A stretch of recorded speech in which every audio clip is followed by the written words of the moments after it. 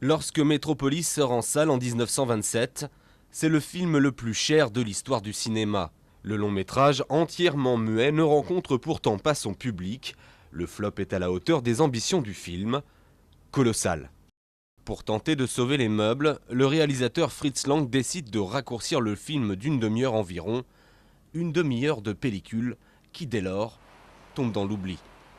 Le film, lui, bien qu'amputé de sa version d'origine, continue d'exister. Il devient même culte. Depuis le jour de sa sortie, le film a été considéré comme un chef-d'œuvre. Il y avait d'énormes innovations techniques, l'aspect visuel du film était incomparable à bien des niveaux. Je pense que le film a été vénéré par certains, mais pas suffisamment aimé au final. Et bientôt, l'œuvre pourra être vue en intégralité, car comme par miracle, une bobine originale a été retrouvée chez un distributeur argentin.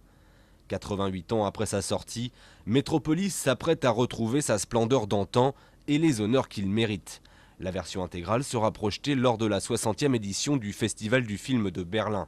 En attendant, une exposition lui est consacrée et que les inconditionnels se rassurent, l'histoire du film reste la même.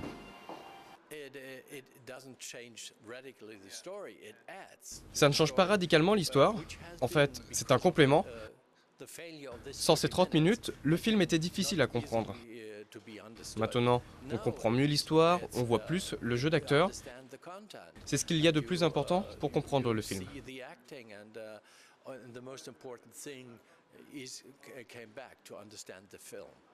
Cette fois-ci, les organisateurs sont confiants. La nouvelle version de Metropolis devrait sans problème trouver son public. Il se dit même que le film aura droit d'ici la fin de l'année à sa version DVD.